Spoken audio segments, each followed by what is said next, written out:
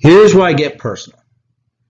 Those who have followed this page know that I was a police officer for 26 years, and you also know that I retired a bit young. Now's the story why. Without divulging too many details, my boss was a very secular, very carnal, very political person.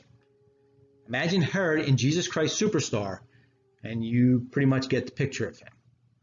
Instead of coming up through the ranks as I had done, he was a political appointee from community policing patrolman all the way up to the top cop.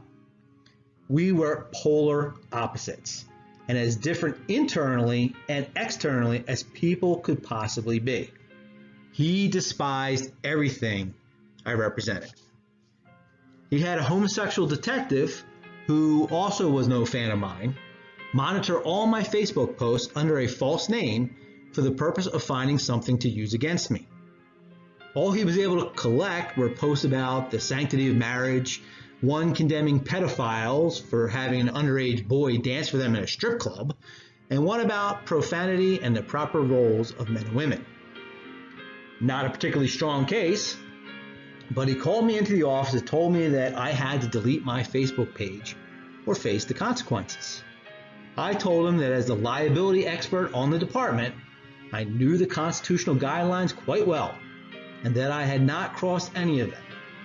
I told him that out of respect for him, I would tamp down any political posts, but that I would not delete the ministry page. He couldn't understand my obstinance and reminded me that police work was my job and livelihood, and that the ministry was just a hobby. I explained that Christians will one day be asked to give up their head for the Lord, and that I would be lying to myself if I thought I would be willing to surrender my life after denying my faith simply to ensure my livelihood. Would I have won the case if it went to litigation? Yes. But is working for a police department where the top brass is out to get you a safe environment worth staying in? No. The plan had been to go into full-time ministry upon retirement. It seemed at the time that God was simply moving up the date, so I hearkened to his call and left. Now, before you get the impression I'm bragging that I succeeded where Peter failed, neither his story nor mine is over yet. First off, I wasn't exhausted at the time. I hadn't just been told by the Lord that I would betray him, which must really screw with your head. And I didn't just attack someone in defense of Jesus just to be scolded immediately afterwards. So, I didn't have any of the factors working against me that Peter did. And I doubt Satan himself personally asked to sift me. So there is no comparison. I only presented my success in the big conflict so I can demonstrate that Peter's fumble was a springboard for an incredible ministry, whereas my success in obeying the Lord was my peak because I've been sliding down ever since. The next time Peter sees the Lord is, of course, on Resurrection Sunday. But I want to focus on their last recorded meeting in John 21. When Jesus first called Peter, he dropped his nets, surrendered all, and followed him.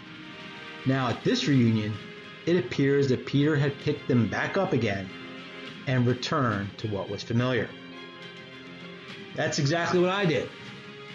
I had my big, triumphant, faithful moment.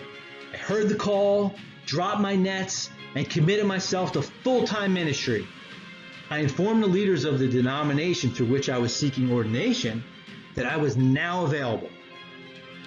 To my shock, they went from eagerly pushing me to complete the ordination process to advising me to get all my personal affairs in order first. I was very confused, and it wasn't long before the practical aspects of renovating my house for sale, selling it, moving to another state, building a new house, etc., dominated all my time and focus. Sermon writing slowed to almost a complete stop.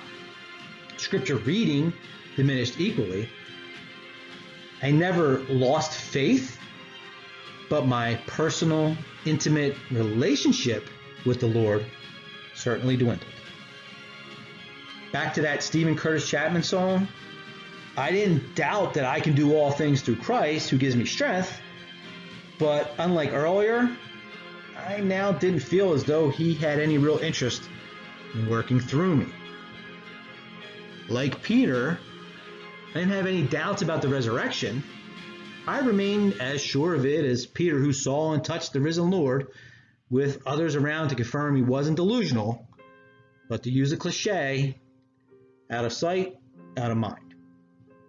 The less time I spent in the Word, the less influence it had over my life. I didn't become a raving lunatic or anything, just more worldly. The less spiritually focused I was, the more physically oriented I became.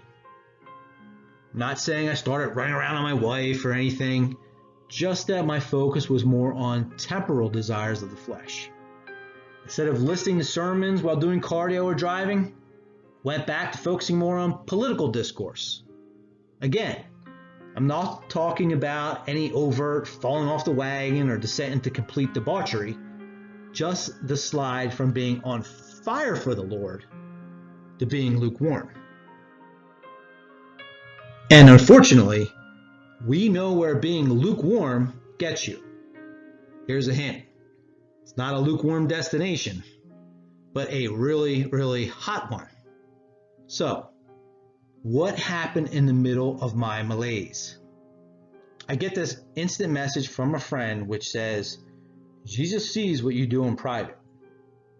Now, it's especially weird because this particular friend is far from a holy roller. I'm sure he had no deep meaning or special knowledge. It was probably just some generic social media Jesus meme he just passed on. But it cut me to the quick. It was a kick in the gut and a wake-up call similar to what Peter got.